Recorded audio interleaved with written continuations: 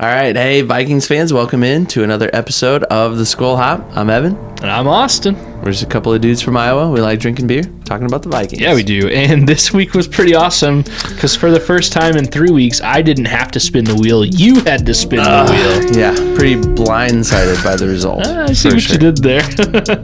And then we, throughout the episode, enjoyed a nice, seasonally appropriate beer. It was pretty good. Yeah, I enjoyed it a lot. And we also talked everything, the good and the bad, involving the Vikings win over the Jacksonville Jaguars. Yeah, and a win is a win, I guess. But then we previewed what should be a dominating win against the Tennessee Titans. Boy, let's sure hope so. That would be great.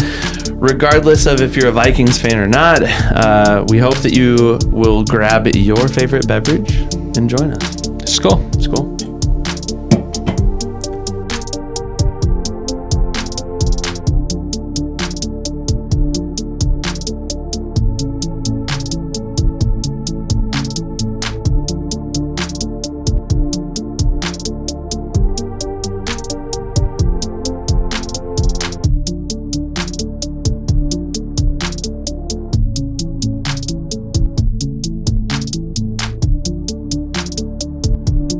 We'd like to give a quick shout out to our sponsor for today's episode, Big Top Ventures.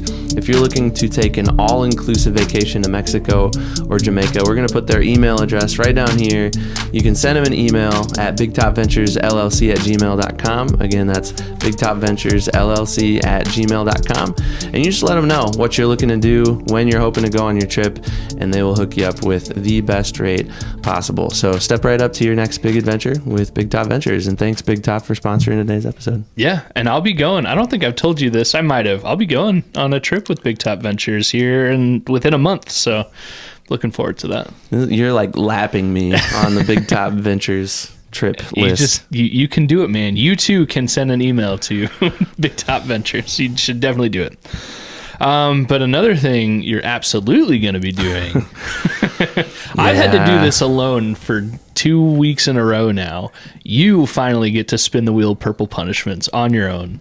And why is that, Ev? Why do you have to spin the wheel? I'm spinning the wheel because I picked against the Vikings. And that was a mistake. I should not have done that. To be fair, these were preseason picks. We both made preseason picks way back in, early August. And yeah, this game against the Jacksonville Jaguars, I had them losing. I had the Vikings losing. And you had them winning. So you're off the hook for today, and I'm on the hook. To be fair, at the time we made those picks, the Jaguars were coming off. I think they made the playoffs last year. Yep. Trevor Lawrence seemed like he was figuring things out. Doug Peterson, their coach, is a Super Bowl winning coach, and the Vikings were in the midst of everybody saying, they'll only win 4, 5, 6 games. They're not going to be that great. So it's a transition year. Yeah, it's not crazy that you would have thought that this would be a tough game. And it was a tough game, but the Vikings won. You have to spin. We'll talk about the game later.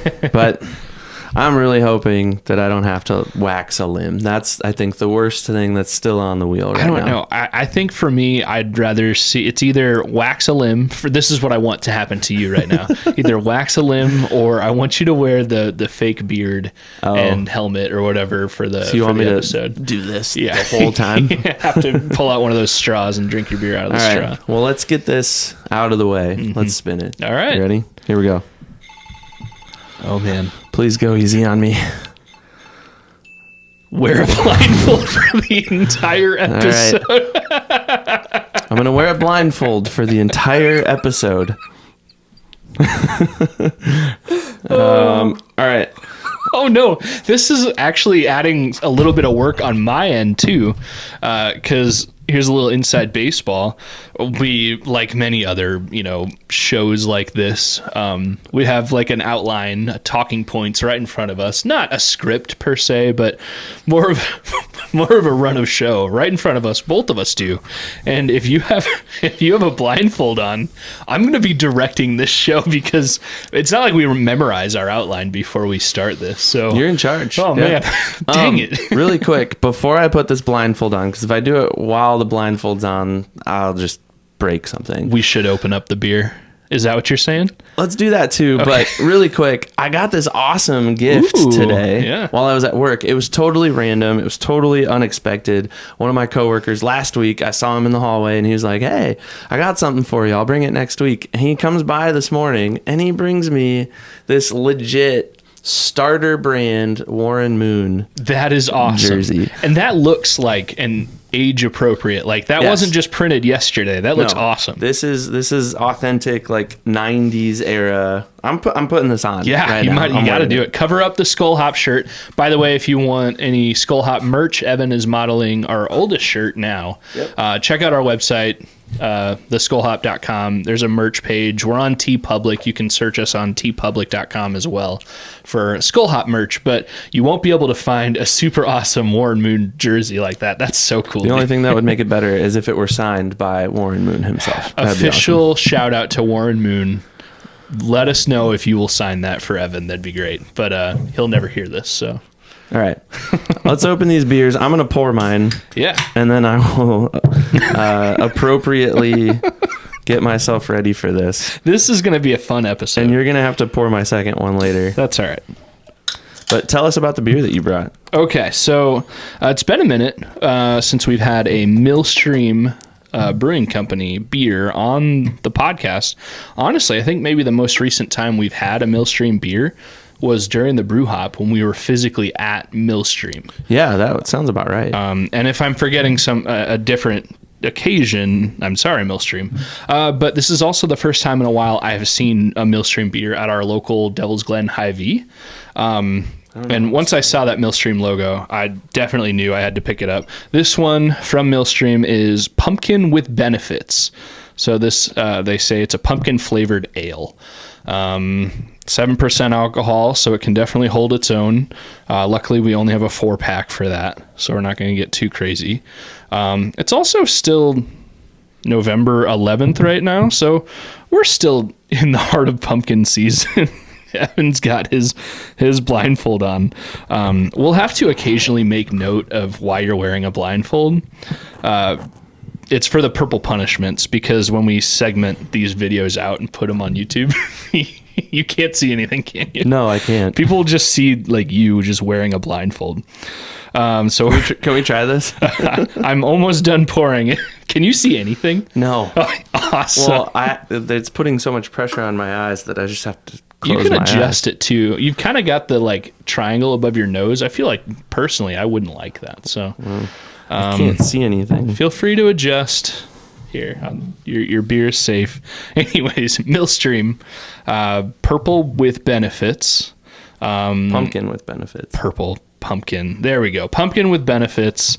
We're all out of sorts right now because of the purple punishments. Yeah, I think the only other pumpkin beer I've really had has been like the Leinenkugel's like Harvest Patch, I think is what it's called, which is another, it's pretty decent, but it's been a few years since I've tried that. Earlier you mentioned, I think Sam Adams has a pumpkin beer. They're a dime a dozen this time of year, but Millstream puts out good stuff. I fully expect this to be delicious. Are we ready? You just hold it up. I will Skol to you. Ready? Skol. Skol. All right.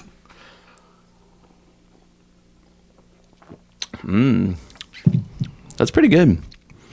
Oh, that is super good. I feel like I'm like missing the microphone. You're touching the mic stand. There we go. All right. So one thing with these pumpkin anything, because you could get obviously like a pumpkin spice latte, pumpkin cereal. I've seen everything. But with a lot of those pumpkin flavored things, it is too much pumpkin. It is like just a crazy amount of like pumpkin and nutmeg. This is not that. This is a very nice, light hint of pumpkin. And other than that, it seems like an amber ale to me. Is that kind of what you're getting as well? Yeah, it's an amber-ish with a hint of pumpkin. Yeah. Or like some pumpkin, but not a lot. Yeah, so if you kind of like pumpkin stuff, but you avoid it because it's way too much pumpkin, this is kind of perfect. Like, I don't know. I don't want to toot the horn too much to sound disingenuous, but yeah, this is an amber ale with a nice hint of pumpkin. I wish I could see the color again, because I feel like that would enhance my description of it. But I'm going to trust you that it's amber colored. It's like a caramel color. Definitely you can see through it, but it's not like a crystal clear see-through. I would say it's the color of like a light mead. Caramel color. Yeah, it's really nice. All right. This thing's going to fall off. Like, it just is.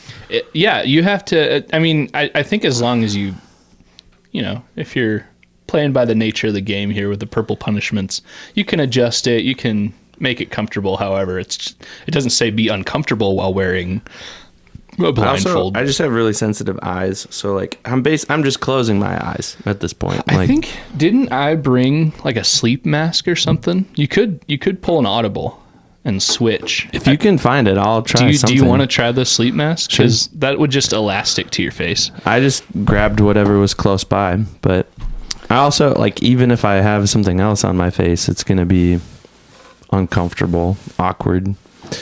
And I don't know. I'll be like grabbing for the mic and grabbing for my beer, and it'll be what it is. This is a punishment for sure. This is not ideal.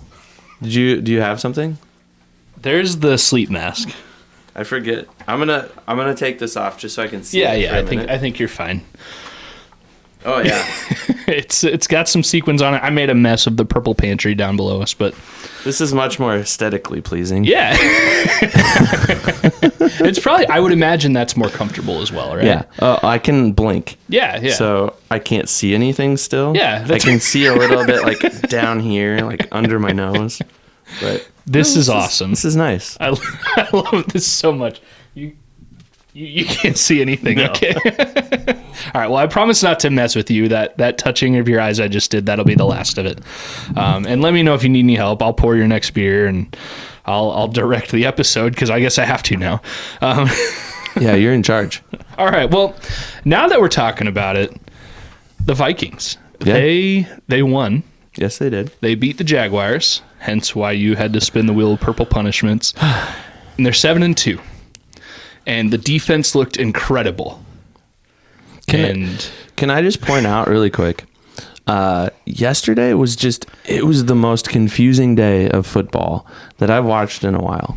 I've been thinking about this all day. Okay. I didn't mean to interrupt you. No, I like it. But you got to listen to me because I'm currently impaired. That's all right. But think about this for a minute, all right? The Vikings... Sorry. You're blindfolded. It's hilarious. You're still trying to be serious, and I commend you, but maybe I'm going to have more of a problem with this. This is serious, okay? Evan, I think we're going to realize how much you do the direction of the episode and how much I just talk, because now I'm going to have to like make it a point. You could probably already feel it that I'm like, oh crap. Now I have to guide the conversation. Please keep going. You are doing so good. The entertainment value is high right now. That's a good thing. No, but think about this for a minute. I think the stat was out there from like 2010 or something ridiculous like that, way back. Teams are 147 games or something like that when they don't score a touchdown, which the Vikings did not score a touchdown yesterday. And also turn the ball over 3 times or get intercepted 3 times or whatever it was. And Sam Darnold throws 3 picks. They don't score a touchdown, and the Vikings win. Now, that's only half of it, right? Yeah.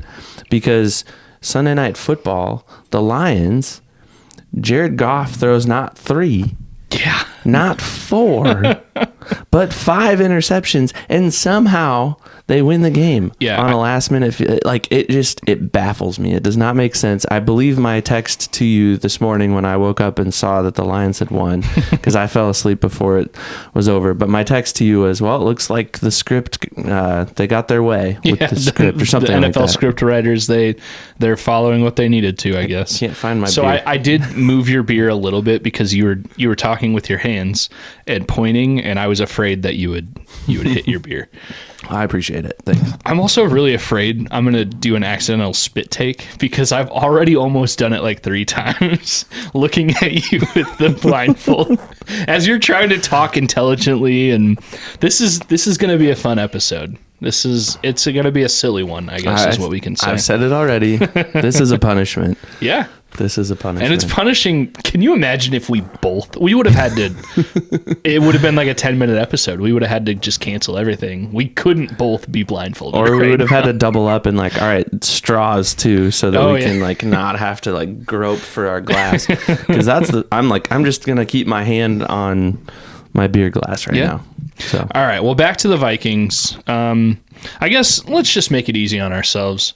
Roses and thorns. Let's just dive straight into that. I'll start with my first rose.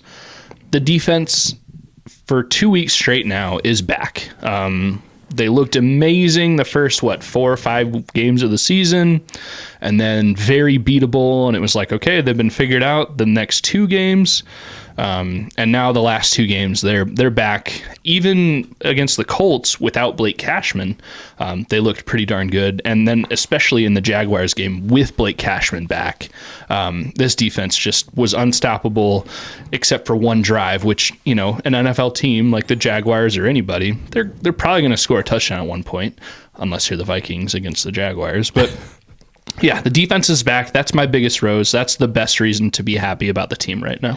Yeah, and I think a lot of people around the league are talking about the Vikings defense still and just how stout they are. Obviously, they didn't allow the Colts 2 weeks ago to even get into the red zone, and the Colts' only touchdown was a defensive touchdown. And then this week, it was was it a first quarter touchdown that the Jags scored against the Vikings on offense? I think it was either the Jags. I think it was their second drive. They mounted something together and they came all the way down the field, and it took like a couple of tush pushes down at the goal line to finally get in the end zone. But I mean, other than that, the defense looked really, really good. And it's the NFL. I mean, you're not going to shut out every single opponent, even an opponent like the Jaguars, who are not, the cream of the crop. Your computer screen went to sleep a little bit. I don't know if that's going to mess things up for the audio. That's the only reason I'm telling you. But I can kind of see underneath. Okay. I think that's well within the bounds of of following purple punishments, is making sure our audio is still good. I can pull something up quick. I can kind of see. Oh, there you go. Try to make it keep from falling asleep or something like that. Yeah. Okay. We're good now. We're good. Yeah. Well, and back to the Vikings defense. I've been saying it for a few weeks now. I think Blake Cashman, well, yes, he shows up on the stat line and he's really good. I think a lot of what he does doesn't show up on the stat line. For sure. I think he puts people where they need to be. He's obviously wearing the green dot when he's on the field. He's the director, the quarterback of the defense when he's out there. And when he's not out there, I think KOC even said in a press conference either today or yesterday right after the game, somebody asked him about Blake Cashman, and KOC's answer was something to the tune of, it's really nice when, he's in there or the right guys are on the field where they're supposed to be, and you don't have to have other guys stretch and other guys try to fill roles that they don't usually fill. So when you get guys doing what they're normally supposed to be doing and what they're already good at, like Ivan Pace, he's pretty good at blitzing, and he's not the greatest yet at being the green dot guy, the director of the defense. So with Blake Cashman back, Ivan Pace doesn't have to worry about that. He can just play. And Blake Cashman can be the director and still play well, and I think that's invaluable for the defense. I think they're undefeated when Blake Cashman's playing. I definitely saw, we watched the game together. It was fun to watch. But I saw Van Ginkel and Ivan Pace Jr. specifically, they seemed free. They seemed like, okay, we've got him back now. We've got Cashman back there kind of calling the shots, getting people in the right spot. And I remember the one play specifically. It may have been Ivan Pace's only sack. He sacked him, didn't he? I think he got a sack. Yeah. I saw it before the play developed. I could see him pre-snap, kind of just jumped the gun coming out of that linebacker position, and he just sliced through the line like butter and got home, and it was awesome. And it's plays like that it's just like, yeah.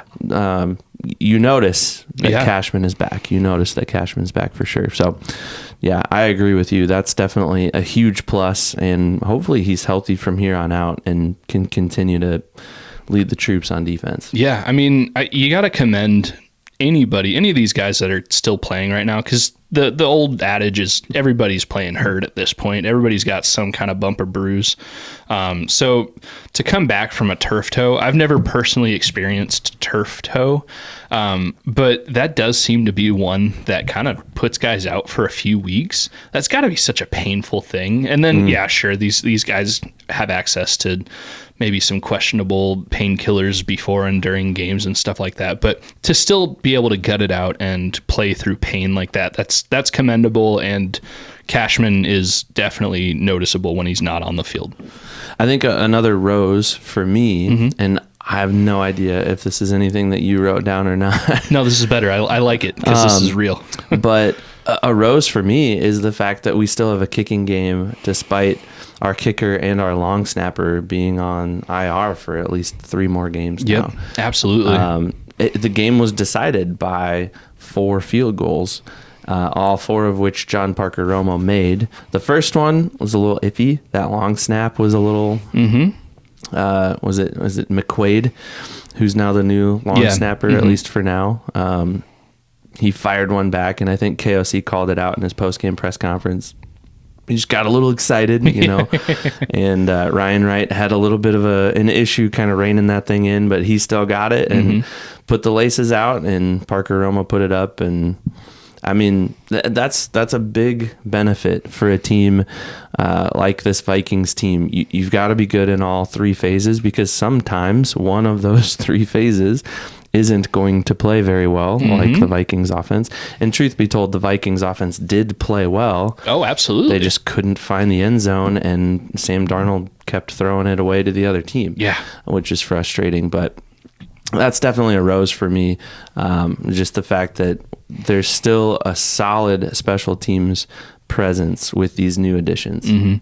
Yeah, I guess you kind of hit the nail on the head there. On the last one of the last roses I had written down was that the offense looked really good. Yes. Yeah. We are not negating those 3 interceptions. Honestly, really 4 interceptions that Sam Darnold threw. It's just one was he got bailed out by a penalty that didn't cause the interception. It was lucky. But yeah, Darnold threw 4+ interceptable passes, and for a handful of plays looked horrible. But other than that, the offense looked awesome. Aaron Jones is just consistent. I think he's only got 1, maybe 2 100-yard rushing games, but outside of that, he's got a solid at least 70-ish yards every game, and then another 20, 30, 40 receiving yards every game. This offense is something to be excited about, I think, and especially if you're looking long-term future, because really this offense is going to look pretty similar next year and beyond. It's just the one big piece is that it's not going to be Sam Darnold back there. It's going to be JJ McCarthy, and that should excite every Vikings fan. Can you pull up the team stats? I've got them here. Can you just summarize? Because I would normally do that for us, but I can't see anything right now. Yeah. So Sam Darnold, he was 24-38, which was that's not a terrible completion percentage there. No. It doesn't show me, and I'm not good at math. 24-38, 241 yards passing, and all of that with 3 interceptions. Which, I mean, you can't negate those 3 interceptions, just like you can't take away the takeaways that the Vikings defense got. A side note, all 3 of those picks were Justin Jefferson targets. Correct me if I'm wrong. Right? I think you might be right. I think the one that was negated was a long target to Jordan Addison. But again, that was negated through an unrelated penalty on the... But the 3 that counted, I think, were all Jefferson targets. Yeah, I think you're right. Sam Darnold was only sacked once, but he took on a lot of pressure, and I think a lot of it was, self-imposed because I'll talk about this a little later. I think Sam Darnold is killing himself by thinking too much. I think he's trying to analyze every aspect of every play in the moment, and I think maybe that's what he's being coached to do, but I think that is kind of hindering him because there's so many times. You were sitting next to me. How many times in the game did I say, throw the ball? Obviously, we both did. I'm not seeing who's open or not open. I'm not looking at exactly what Sam Darnold's looking at because we're watching the TV. But it felt like he just consistently held on to the ball so much, and then sometimes he just threw it, and 3 times it was intercepted, and sometimes he just made a quick decision, and twice it was like, oh, the receiver, like one Josh Oliver, like didn't know the ball was coming to him, but he caught it and luckily got a first down. But it just seems like Sam Darnold is thinking too much, and it's not doing him any good. It definitely seemed like the Jaguars had a really good game plan against Justin Jefferson. And I'm not trying to beat a dead horse here. I'm just trying to like recap what happened and recap what we saw. Like, and I agree with you. Yes, I think Sam's maybe overthinking, but I think those 3 passes to Justin Jefferson, I think he thinks as soon as the ball leaves his hands, he's thinking this is automatic. Like JJ's just going to haul this in. It's going to be perfect. And then I read somewhere today that the Jaguars safeties played a different scheme, and I'm not gonna summarize what the scheme was because I don't know exactly what it is, and I'm not a defensive expert by any stretch of the imagination. But they did something more like I want to say it was like 40% of the time or something like that against Justin Jefferson, which he's used to seeing when defenses cover him, but they did it more than any other team has done it this season. And it obviously was effective because Justin Jefferson still had a respectable game. I think, what did he end up with, 88 yards or something like that? Jefferson got 48 yards off 5 catches. All right. Well, that wasn't what I thought it was. Somebody got 88 yards. Was that Aaron Jones? TJ Hawkinson led the team with 72 receiving yards. Aaron Jones had 88 rushing yards. Okay, that's where I got 88 from. Anyways, whatever the scheme was against Justin Jefferson was absolutely effective. And that's got to be something that Kevin O'Connell has to game plan for. You've got to be able to find ways to get your playmaker open. And we were saying it too when we were watching it together. Like, it's just frustrating. Like, get the ball into the hands of your playmaker. Well, Sam Darnold's putting the ball in the hands of the guys guarding the playmaker, which is infuriating if you're trying to watch football. But can you go to the team stats for a minute and just like summarize those a little bit? Because I feel like that tells a bigger story of how good this Vikings offense was despite not scoring any touchdowns. I mean, and just compare them to the Jags for a minute. Yeah. So, well, the Jaguars, their offense was horrendous. They only had what's the time of possession stat? The Vikings had like 42 minutes time of possession, and the Jags are obviously the inverse at 17 or whatever. That was on the whole game? Yeah, on the whole game. Mac Jones was 14 of 22 for 111 yards. He did have that rushing touchdown, but he threw 2 picks. Travis Etienne was their leading rusher with 44 yards rushing. Evan Ingram was their leading receiver with 40 yards receiving. They just didn't do anything on offense. And the Vikings, their numbers, unless you're looking at touchdowns, the Vikings offense did pretty good. I mean, we've already gone through Sam Darnold, 241 yards passing. That's not bad. No. Aaron Jones, 88 yards rushing. Cam Akers had 38 yards rushing on 13 carries. So your average isn't that high at 2.9, but I think he got a couple of first downs. Ty Chandler had his longest rush of the year, I think, at 8 yards. He finished with 18 yards rushing on 4 carries. Chandler played like 11 or 12 snaps. It was his most in the last few games. We didn't really see him until Aaron Jones was carted away. Oh, yeah, for a time. He came back. He did. And KOC mentioned about Aaron Jones, I guess he's just sore. There's no like broken anything. He should be okay. Everything I saw today was he just wanted an x-ray, and the x-ray machine was on the other side of the field. So he had to ride the cart to get over there, and then everything came back negative. So they're like, all right, you want to go back out there? And he was like, yep. And that's why we saw him in the fourth quarter. Yeah. This next stat kind of leads into my final rows. And I already mentioned TJ Hawkinson, 72 yards receiving off 8 catches, but he had 9 targets. So pretty good game for TJ Hawkinson. And he was the unsung hero. I think it's been said a few times, specifically by a friend of the show, Dustin Baker, in the last day or so. TJ Hawkinson kind of helped win this game for the Vikings. Oh, yeah. He caught a few converted a few first downs. The offense would have stalled if not for the production of TJ Hawkinson. And there were a few times he got hit hard and he would kind of come up slow and I don't know if he looked mad or frustrated or hurt or all of the above. But I think he was the unsung hero of the Vikings offense yesterday. Yes, for sure. Agreed. Well, and just to see him back and contributing, I mean, we even saw it at the beginning of this game, but even going back to last week's game, TJ's first game back from injury, Josh Oliver has seemed to really find his niche in this Vikings offense.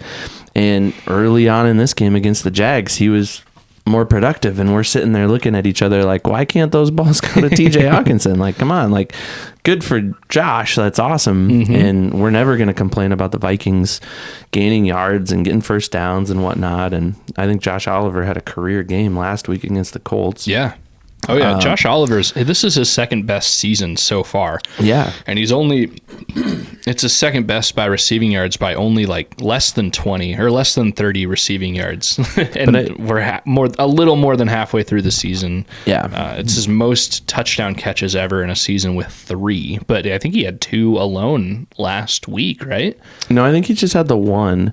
But he's been more active when Hawkinson was out, and now that Hawkinson is back, he's still very much involved in the game plan, which is interesting. And it's nice it's kind of like having 2 running backs. You have 2 tight ends that you can throw to. It just adds to your arsenal. And when all the attention is on TJ Hawkinson, well, here comes Josh Oliver streaking across the formation, and you can drop a dime on him and get a first down or get a touchdown or whatever. But I definitely agree with you. TJ, he was on the front lines of this game, and he got a lot of hard yards when the Vikings needed it the most. And he got several key first downs. He obviously didn't score a touchdown because nobody did. But you don't need to score a touchdown to have an impact on the game. I think he was a high impact player for sure. Oh, for sure. We're glad to have him back. Yeah. All right. Well, I guess unless you have any other roses, we could probably move on to thorns. Yep, I'm ready. I think the obvious biggest thorns is those 3 and an unofficial other 4th interception by Sam Darnold, and really just his overall decision making. Yeah, Sam Darnold he completed 24 of 38 passes. He got 241 yards passing, but I mentioned it earlier this season about Kirk Cousins and how everything maybe Kirk Cousins will have a successful game, but it just seemed harder for him. It seemed like he was fighting for every inch he could get. That's how it felt for Sam Darnold yesterday, but Sam Darnold almost felt worse. It was like he was making things harder for himself. So my biggest thorn was just the regression to the mean for Sam Darnold, because he was the player of the game, or the player of the month for offensive player of the month for like September or something like that. And this guy, we were thinking MVP level earlier this season, and now it's like, oof, can't wait to see JJ McCarthy next season. Yeah, well, we were even I think I asked you the question at halftime. He had thrown all 3 of his interceptions, the ones that counted, in the first half. And you've said on this podcast multiple times, don't put a guy in a position to throw 4 interceptions. Yeah. And here he was with 3 at the break. And I looked at you and I said, are we going to see Nick Mullins coming out of the tunnel? Are we going to see number 12 under center? And that wasn't the case. And I think Kevin O'Connell made the right call. I don't think you pull Sam Darnold after that. And obviously it worked out in hindsight, but yeah, it's definitely concerning, right? Yeah. It's concerning that these issues are still happening. We knew that Sam Darnold was not going to be a Patrick Mahomes quarterback. We knew that he wasn't going to be a Tom Brady, a Peyton Manning. We knew that, and we got him on somewhat of a bargain. Oh yeah, $10 million. That's a huge bargain for a starting mid-level starting quarterback in the NFL. That's basically free. Yeah.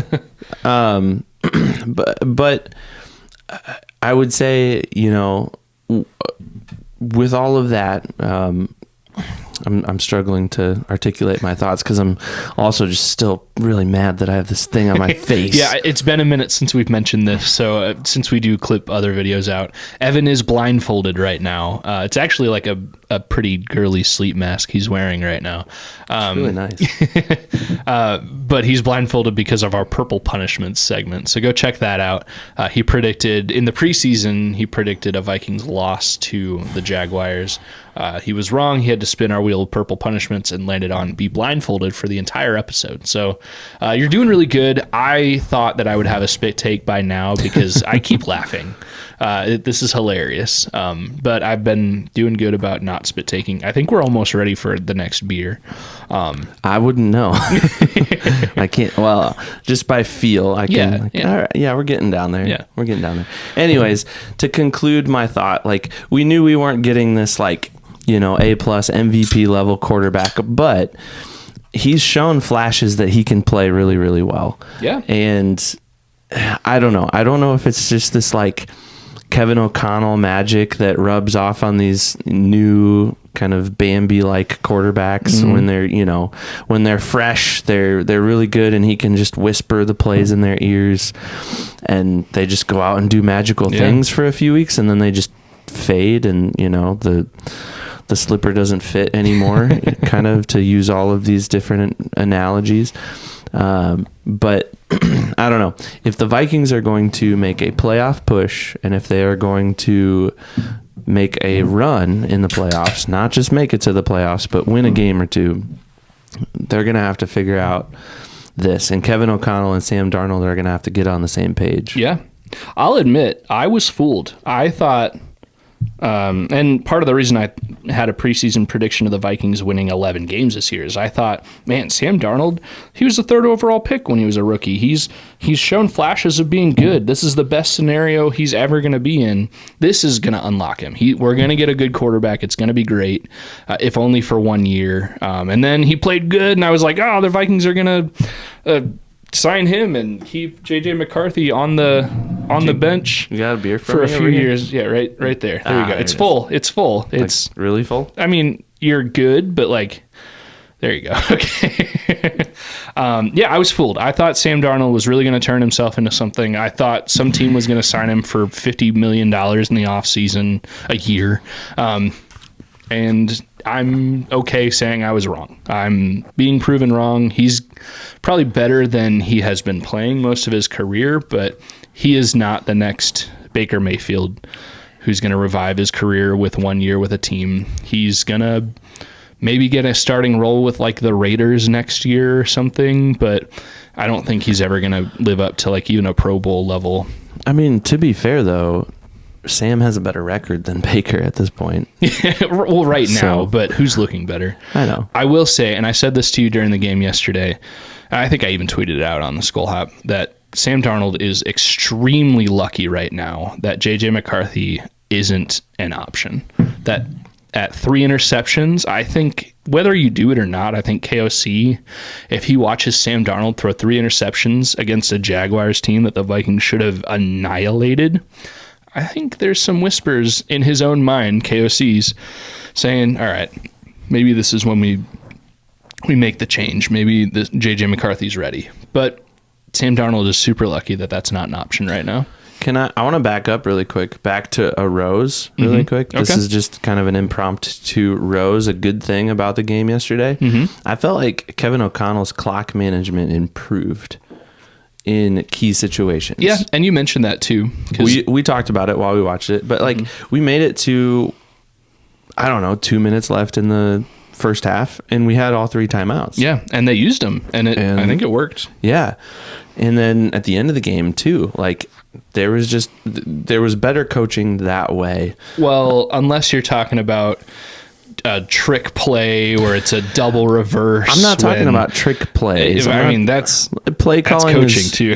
I know you're talking clock management. I'm talking clock management and timeout management specifically. Play calling is a totally different thing. Yeah. And I agree with you, and that's maybe a thorn, is getting cute or too early, or getting cute at all, really, especially when you're not leading by much. Yeah. That's frustrating, and I want to see them just focus on moving the ball forward. That trick play that they tried to run, it was kind of that double reverse, and then they got tackled for a loss of a lot. Yeah, Jalen Naylor lost 7 yards rushing on that play.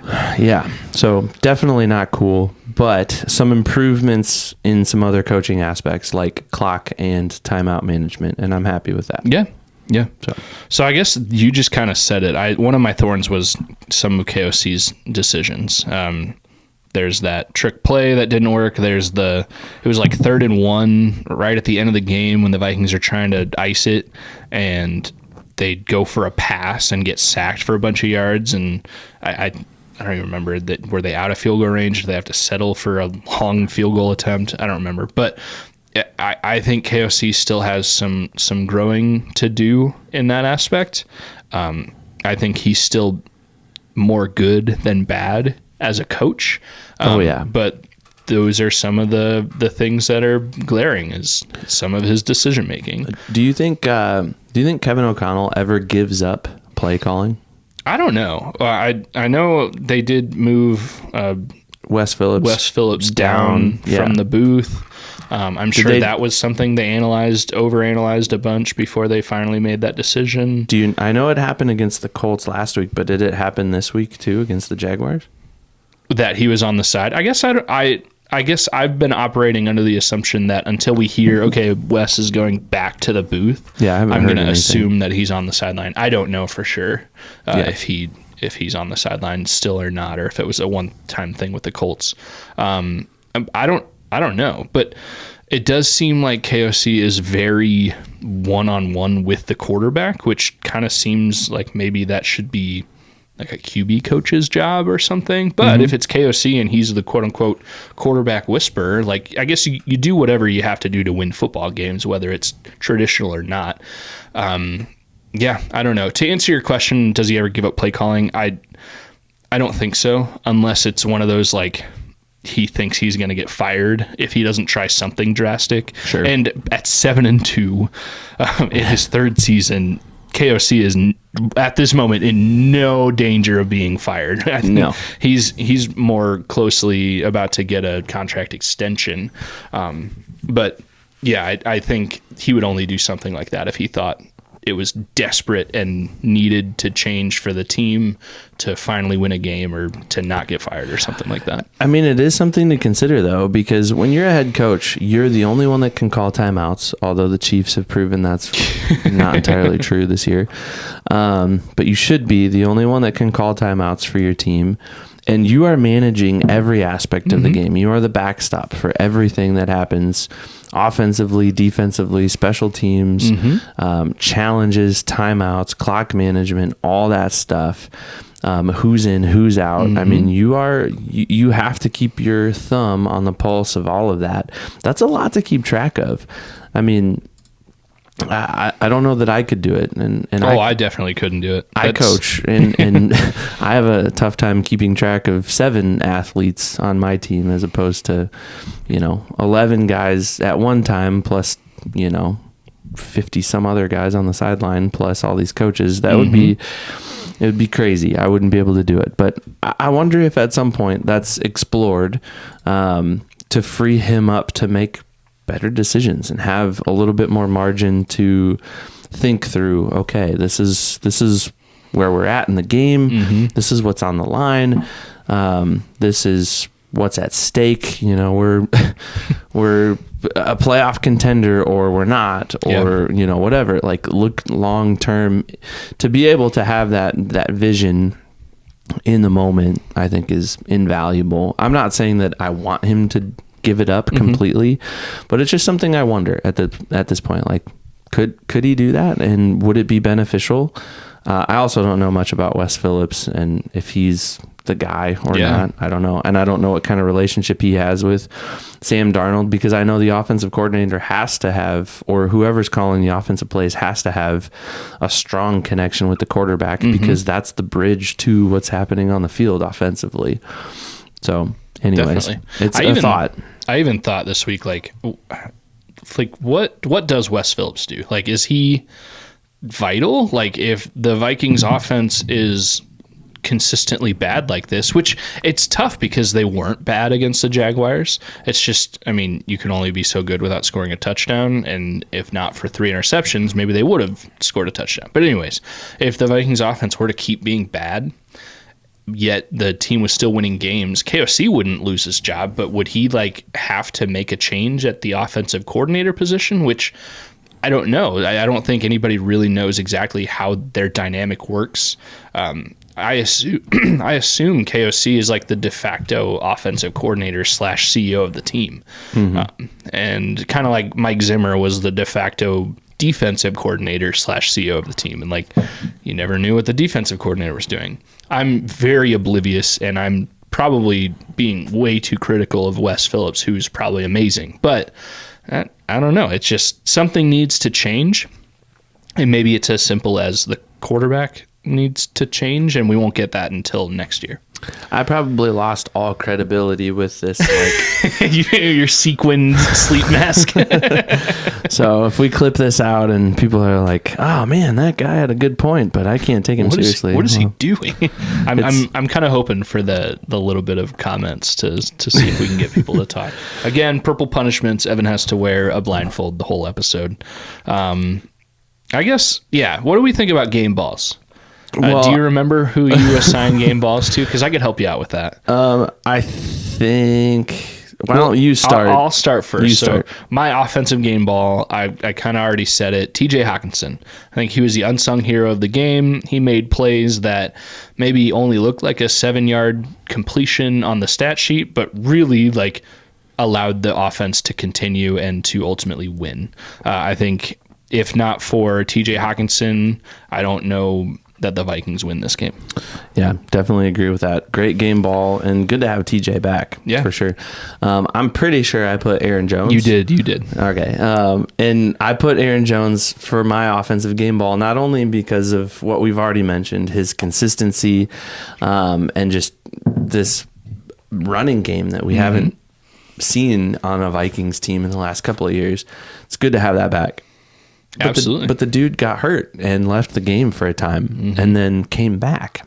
I mean, that's resiliency right there. That's toughness. That's grit. And I think he, for only being on the team for 6 months or something like that, I think he's a role model. I think guys look up to him. Oh yeah, absolutely. And I think he sent a pretty strong message coming back into the game yesterday and just said, listen, this is what we need to do. If we're going to win these games, you gotta fight through adversity. We have to fight through even personal things that are weighing us down a little bit. And he did that. He proved that, and he gets a game ball from me for sure. Absolutely.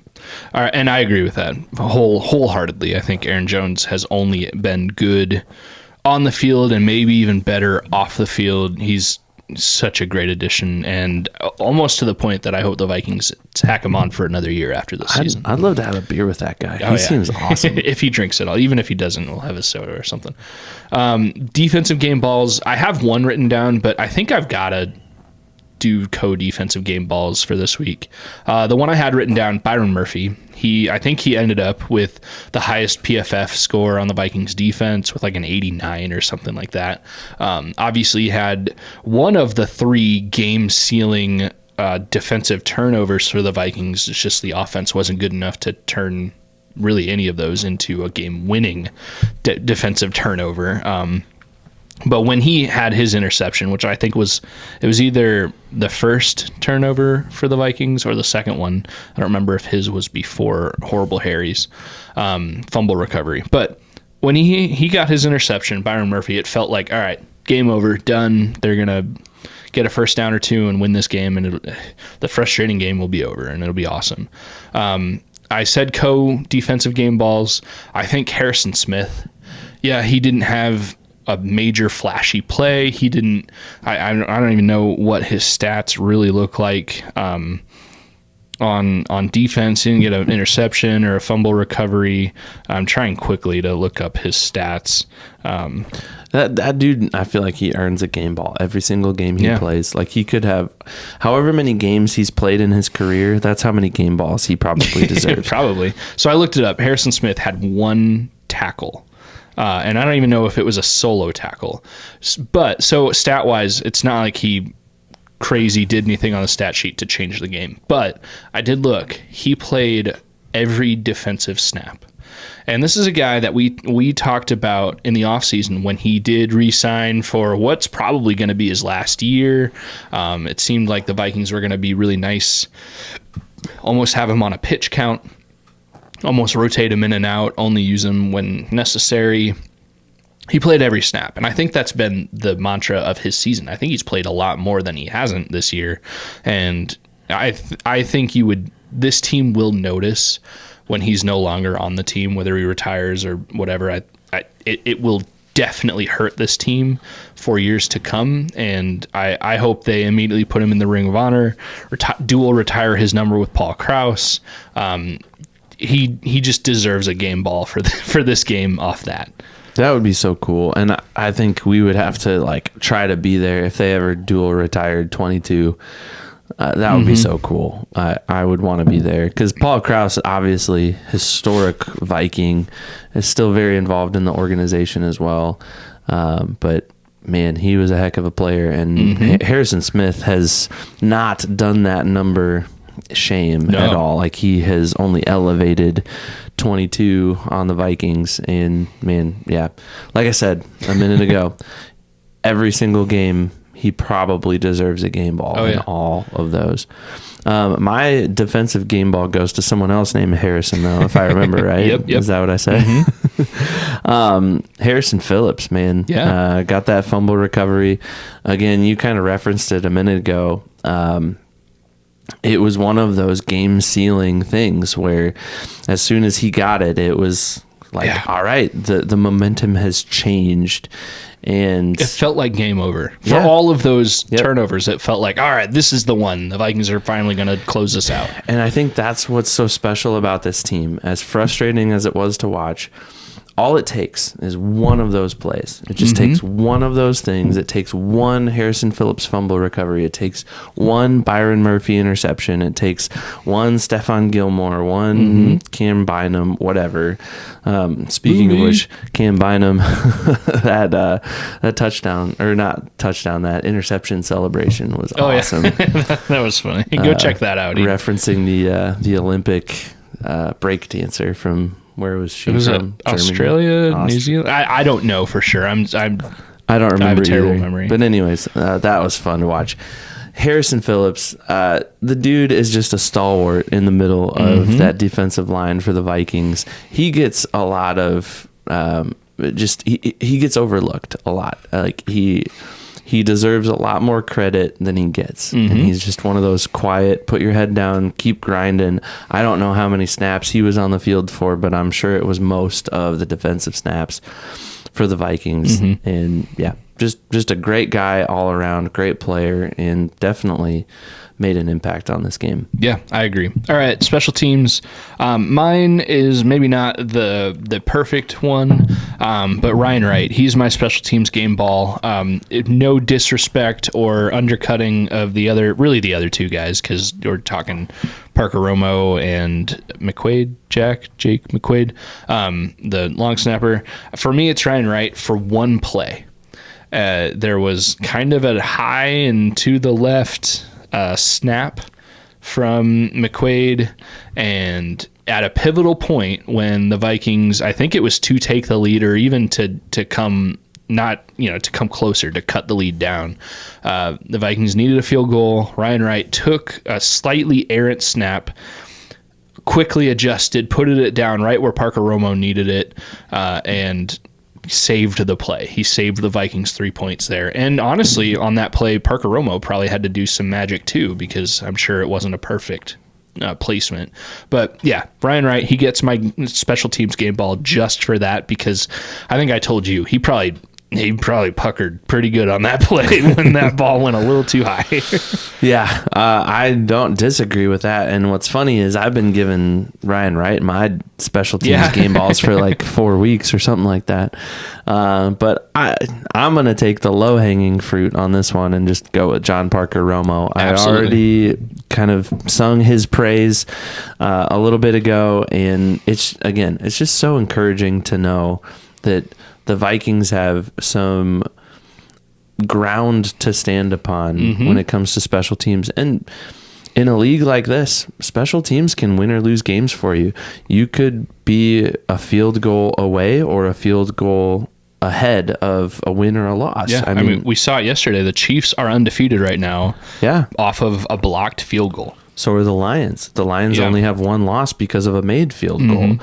So yeah, it's good to know that there's depth there. They won't keep 2 kickers. They won't keep 2 long snappers on the active roster when it comes down to crunch time. And when Will Reichard and Andrew DePaula get healthy again, we'll see them back in John Parker Romo and Jake McQuaid. Yeah, I forget. I should know. I'm just to respect his name, I'm going to look it up. You should. Also, a side note, McQuaid reminds me of that Jonah Hill and Tatum Channing movie series, 21 Jump Street, 22 Jump Street. Wasn't that their last name? Oh, was it? I don't know. McQuaid. I have no idea. I'm pretty sure it was. And it's Jake McQuaid. I just looked it up. McQuaid. All right. No, I'm pretty sure Channing Tatum and Jonah Hill, their character's last name was McQuaid. That's funny. In 21, 22, and I think there's even a 23 Jump Street. Maybe, yeah. I don't know. Anyways, I think those movies are hilarious, and I watch them from time to time. I just think of the scene where the one is it Channing Tatum's like, he reacts to his boss's daughter dating his friend or brother. He's like, what? He just runs all the way through the building. No way! Up and down the stairs. That's 22 Jump Street, and Jonah Hill's character is dating Ice Cube's daughter. And Ice Cube's their boss. Yeah, and Ice Cube's their boss. Yeah. Such good movies. We should clip that and put it in here because that's hilarious. Well, there's also a very memorable scene, and I just saw it in a meme like this week. Is it my name's Jeff? Oh, no, that's my name's Jeff. We're derailing quickly here. No, but this is worth it. In 22 Jump Street, they're trying to do a drug bust on some drug that's infiltrated this college dorm or whatever. And Channing Tatum and Jonah Hill both try the drug, and it can like have vastly different effects on people. And they do like a split screen, and Channing Tatum's like having the time of his life as he's tripping on this drug. This is kind of PG-13 content, but whatever. Right. And then on the other side, there's Jonah Hill, and he's just like super depressed. And Channing Tatum's like, man, this is great. I love this stuff. And Jonah Hill's like, this is the worst thing ever. I don't know. It's a super funny scene. Okay, fine. I'll watch both those movies again. You should. They're funny. I will not watch Moneyball again. I won't give you that. Oh, I love Moneyball. It's not that good of a movie. It's better than you give it credit for. We should let us know in the comments which ones you like better, the Jump Street movies or Moneyball, and tell us why Moneyball is an awful movie. It's not an awful movie. It's a great movie. It's kind of boring. It's kind of boring. It's not awful, but it's kind of boring. It's not. It's not. I disagree. Anyways, we digress. We have a game to talk about coming up. Yeah, Vikings second game of this 3-game road streak here. Road streak, road stint, road trip. There it is. That's the road trip. My goodness. They go to Tennessee, and to me, Tennessee kind of feels like a similar team that the Jaguars are. Honestly, if you ask me which one's better, I'd say the Jaguars preseason. I feel like the Vikings should be talked about in this upcoming Tennessee game the same way they were talked about leading up to the Jaguars game. I haven't checked the betting lines. I could probably look that up. I looked like earlier today. I think they were 4.5 point favorites. The Vikings were over the Titans. but that could have changed by now. But I think 4.5 was the I spread. think if quick Google is to be believed, looks like Vikings are favored by 6.5 points. Oh wow, that's but I don't know. wow. It doesn't even give me a source for that. So yeah, I've seen it twice now. 6.5 points. That's a lot, especially for a team that didn't score a touchdown in their most recent game. Maybe they're just also discounting the interceptions in the same way as a lot of Homer Vikings fans like us are discounting them. What did the Titans do this last week? I forget. Did they win? Did they lose? I don't even remember. Let's see.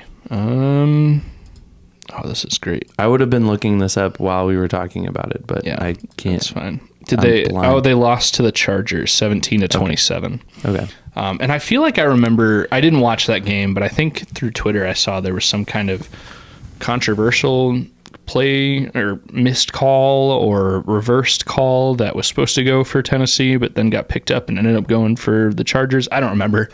That's totally wasting everybody's time because I didn't watch it.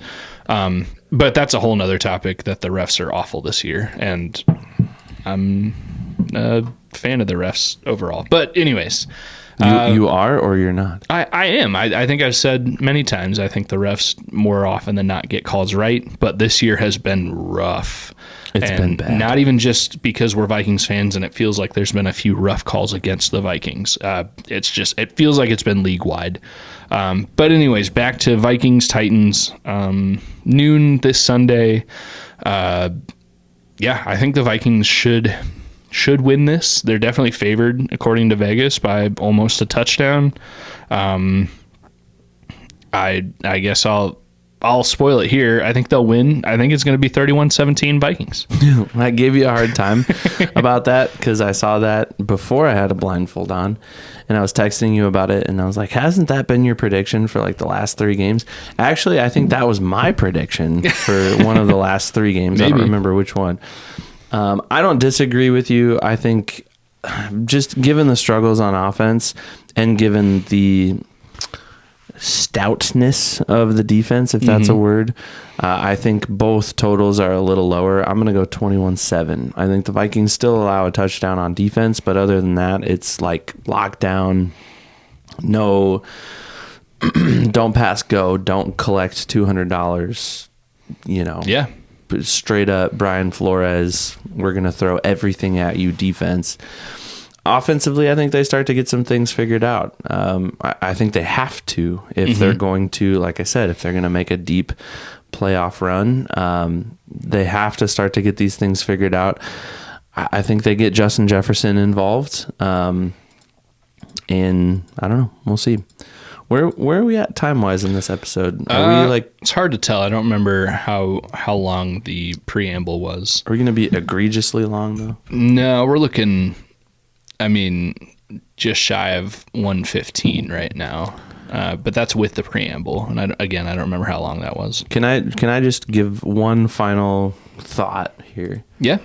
And then we can wrap it up. I've been thinking about this a lot this last week, and it has to do with the next 6 games. Okay.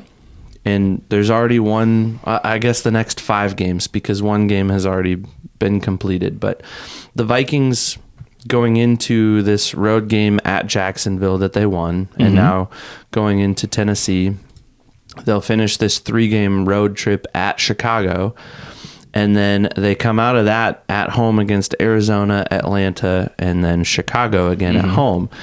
These next 6 games, I think, are pivotal. I need to correct myself. These next 5 games now are pivotal for the Vikings. They're critical in terms of a playoff stretch, and they won the first one, which is it's a step in the right direction for sure.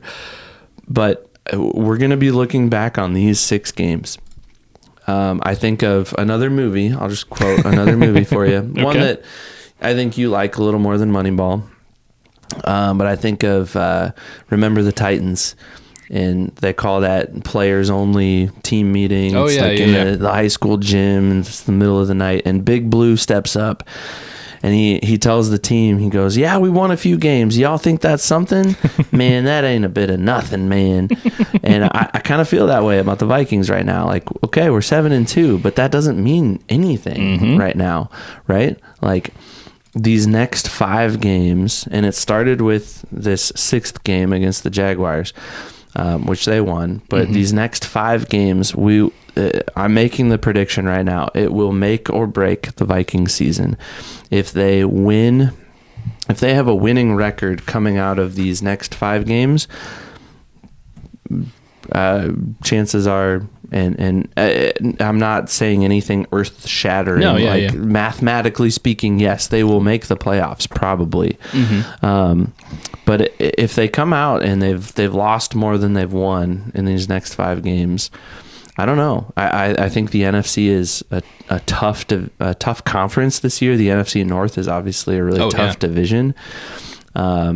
And so they have to play their best football moving forward, and they have to figure out how to score points on offense, and they have to figure out how to keep teams out of the end zone on defense. Yeah, I couldn't agree with you more.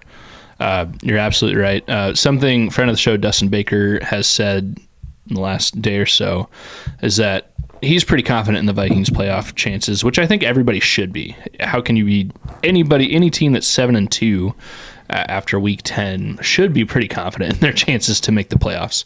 Should be. I know this year, like you just said, is a little different because there's a lot of teams with a lot of wins, and specifically the Lions and honestly the Packers, not so much the Bears anymore, but the NFC North is going to be a tough division. So it's not a straight knife through butter for the Vikings the rest of the season, but they should make the playoffs. And Dustin Baker has said, I mean, as long as they win at least 2 or 3 more games the rest of the season, they should definitely be playoff bound. But I don't know that I agree with that. I mean, at 7 wins, I don't know that a 9-win team or even a 10-win team makes the playoffs. I mean, you've got these division winners. I'm going to disagree a little bit here. Like the division winners, yes, might get in at a 9-win or a 10-win mark. But the Vikings probably won't be division winners. Yeah, they had a shot there when, the Lions were losing on Sunday Night Football, and then all of a sudden, even despite his 5 interceptions, Jared Goff put him in a position, and Jake Bates kicked the field goal, and they won to maintain their division lead. If they would have lost, it would have been tied, and I think that would have been really interesting moving forward to have the Vikings and the Lions tied for first in the NFC North with 6 games to go, 7 games to go. Yeah. I don't know that the division lead is in reach anymore. The Vikings may have a slightly There's better, a lot of season left, though. I know. But the Vikings may have a slightly easier schedule than the Lions. Maybe. And I can't look at it right now because I'm freaking blindfolded. But I don't know. The Lions have proven to be a very, very good football team. Oh, absolutely. I don't discredit them for 1 second. So I think the Vikings' chances of getting into the playoffs are limited to a wild card spot. And I don't know that 9 or 10 wins gets you a wild card spot in this NFC right now. If we were in the AFC, perhaps. Yeah. But I don't know. The NFC is a tough conference right now. There's the Vikings are one of 4 teams with 7 or more wins right now in the NFC, and that's of course with not all the bye weeks done. Obviously, they are not leading the division, so they're the highest they can possibly be right now in seeding is 5th, which I think they are. Because the Commanders also have 7 wins, but they have 3 losses, which I think mathematically would put them below the Vikings right now. But the season's not over right now. Yeah, I everything you're saying, I agree with. I think you definitely are making valid points. I think it's not as dire. And not that you're doomsday saying they won't make the playoffs, this is terrible. I think the Vikings are good enough that they'll figure it out. I think there's a lot of season left, and I think the Lions have enough opportunities to drop at least 1 more game before that Vikings game. I think the Vikings and Lions will enter that Week 18 game with the same record. And I think there's a good chance that the Vikings and Lions will be playing that game for the division and potentially for either the first seed or the fifth or sixth seed. And I'm okay with being wrong, but the way both teams, obviously the Lions they're either going to win out or they're going to lose one, maybe two games if there's like another horrific injury for them. The Vikings, I think they're good enough to figure things out they could win out. I'm not predicting that, but I think they could. Well, it's bold to say that in Week 18, these two teams are going to be playing for the division, considering how well the Lions have played and how crappy the Vikings have played, and yet they've still figured out ways to win. Yeah, like that's a bold take, and I don't know. I don't know that the Vikings are that strong, unfortunately. Yeah, I mean, I can respect that opinion. Sitting here wearing Viking stuff, and I have been wearing a blindfold this whole episode because I'm so committed to this team that I made these preseason picks, and I have this podcast, and here we are. But I don't know. Yeah, we're definitely on different sides of the table, and that's good on that conversation for sure. I don't know that the Vikings are entering into that Week 18 matchup against the Lions with 4 losses or 3 losses even. I don't know. I think the Vikings are going to lose a few more. Interesting. Before then. I don't know. That's just my prediction. Those are my thoughts. Well, and we're going to go long this week anyways, but that's okay. I just want to kind of list out the rest of the schedule for the Vikings really quick and take 30 seconds to have you be like, all right, I think there's however many wins and losses in the next few games. So Tennessee, at Chicago, home against Arizona, home against Atlanta, home against Chicago, at Seattle, home against Green Bay, who they've already beaten, and then at Detroit. So there's 1, 2, 3, 4, 5, 6, 7, 8 games. You think they'll lose 3 more in those 8? Well, okay.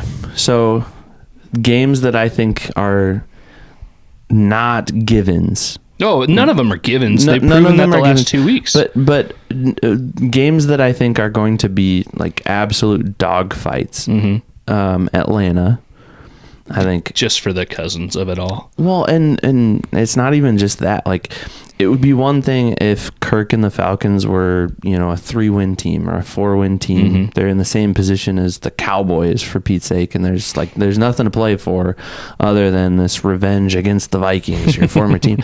But no, the Falcons have a lot to play for still. They're a good football team, and they've proven they can beat good teams. That's going to be a really, really good game. That's one that I'm concerned about for the Vikings. Okay. I think going to Seattle, the Vikings struggle going west. Sure. Historically, they have. And it doesn't matter if they're going to San Francisco or LA or whatever. Going west, the time change, I don't know what it is, but they struggle to go west. Okay. And Seattle, again, is not a bad football team this year. Yeah, they're not great, but right now that AFC West division Seattle's 4-5 right now, just to let you know. Yeah, but that AFC West division is super competitive. Don't they all have at least 4 wins? Oh, let me see. Because it's San Francisco has 4. Yeah, Arizona has 5. They all have 4, 5, or 6 wins. Yeah, very tight division is, I guess, my point. Like it's anybody's race at this point in the NFC West. So I think that game is really, really interesting as well. The Packers are always a tough matchup. Yep. That's a third game that I'm concerned about, and it's a home game for the Vikings. But the Packers are going to come into US Bank Stadium with a chip on their shoulders because they beat them at Lambeau. And there could be playoff implications there too. What is that game, week 17? That's week 17, yeah. Yeah. So again, you're going to have 2 big-time divisional playoff implication games, week 17, week 18, Packers and Lions. So I think those 3 games right there, like, I don't know. I hope not, but you never know. The Vikings could lose all 3. They could win everything else, and they could lose to the Falcons, the Seahawks, and the Packers and walk into Ford Field week 18 with, I mean, the Lions could have the division wrapped up at that point, and Jared Goff's not playing, Amon-Ra St. Brown's not playing, and you've got not a whole lot to play for at that point. Well, I hope you're wrong, and I know you hope you're wrong too, but it's definitely interesting. This is more interesting of a season than it was last year, and barring a Sam Darnold injury, things are still looking better than they were last year. To be fair, I'm mostly playing devil's advocate here. Obviously, I hope and I want the Vikings to win every game, but I'm not a homer enough to Vikings by a million every game. I'm realistic. I know how things play out in this league. So yeah. Well, again, I'll stand by. At least as of this moment, I think the Vikings and Lions could enter Week 18 with the same record, with potentially the number 1 seed on the line. And I'm pretty confident the Vikings are going to make the playoffs. I'm not saying deep run. I'm not saying Super Bowl. I'm just saying at this moment, 7-2 with what they have ahead of them, and the low level of issues they've caused for themselves. I think the Vikings should definitely make the playoffs. I think they're a playoff team. Yeah. I just think it's wild card at this point. Okay. So those are my thoughts. Yeah, for sure. All right. Hey, what'd you think of this beer? I loved this beer. I think this beer is the best pumpkin beer I've ever had. I agree. And I think for me, the reason I would agree with that is because it's not too pumpkin-y. They didn't say, hey, we're making a pumpkin beer, so throw 1,000 pumpkins into that. Yes. It's and I don't know, again, if you agree with me on this, but for me, it is a nice, comfortable amber beer with a pleasant pumpkin flavor. Nothing too crazy up front or in the back. It's just nice. I don't know. It's not in your face. If you hate pumpkin stuff because it's too pumpkin-y, but you can get on board with the type of flavor, this is your beer. I like it a lot. And I've had I've had the Sam Adams, I've had the Leinenkugels, I've had all the pumpkin beers that you get off the shelf at your grocery store. And they're fine, but they're all a little much in terms of pumpkin. This is you get the pumpkin for sure. It's there. It's just hanging out, but it's it's the cool uncle in the background. It's I'm here for Thanksgiving. It's cool, but I'm not going to be in your face. And if you want to come over and talk to me, cool. If not, I won't hold it against you. That's also cool. And I don't know. I like this beer a lot. Best pumpkin beer I've ever had. Yeah, it's been a few years since I've had the Leinenkugels pumpkin one. And again, I think that's the only other pumpkin beer I've had. But I do remember thinking that Leinenkugel's pumpkin one is good. The flavor's good, but it's definitely a dessert beer that I'm probably good for one. Yeah. Just because it's heavy. It's like a meal and a beer.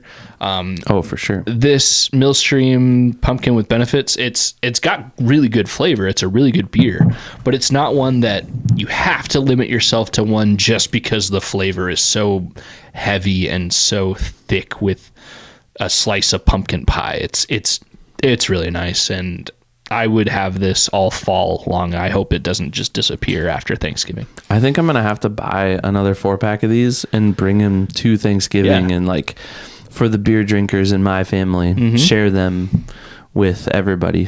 I think you would like this beer. It'd be good for a post Thanksgiving dinner, or even during Thanksgiving. If you have a beer with Thanksgiving dinner, this is one that you can have during it, and it's not going to totally overtake your taste buds throughout the meal. It's wonderful. I've really enjoyed it. Yeah.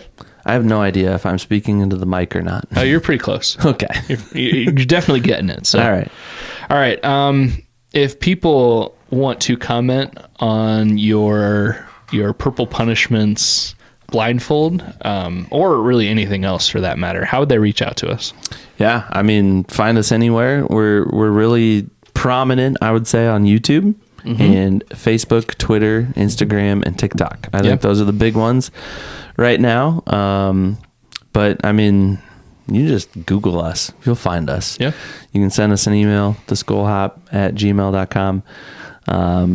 You can listen to the podcast also.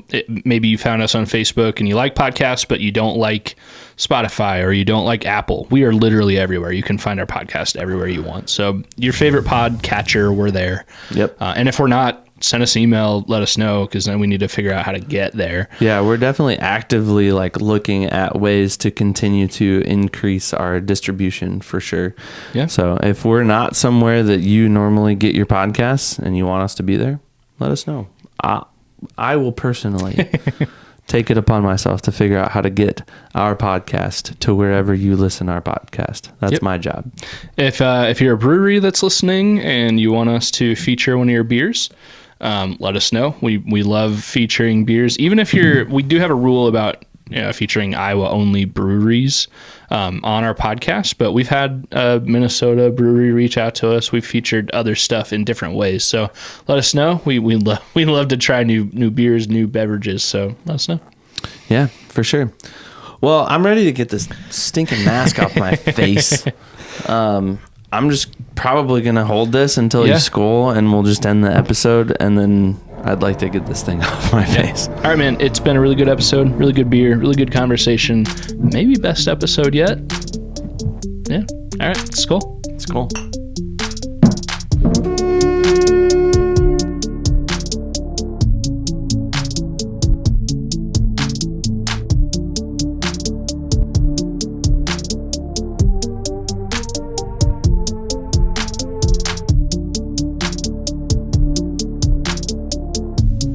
Hey Vikings fans, Evan here from the Skol Hop, and we just wanted to say thank you again so much for listening to the Skol Hop, and we also wanted to take one more opportunity to let you know that this episode of the Skol Hop has been brought to you by Big Top Ventures. If you're considering taking an all-inclusive trip to either Mexico or Jamaica, reach out to our friends at Big Top Ventures at bigtopventuresllc@gmail.com. Once again, that's bigtopventuresllc@gmail.com. You can get the lowest rate possible on several all-inclusive resorts throughout the region. Big Top Ventures. Step right up to your next big adventure. And thanks again for listening to the Skol Hop. Skol.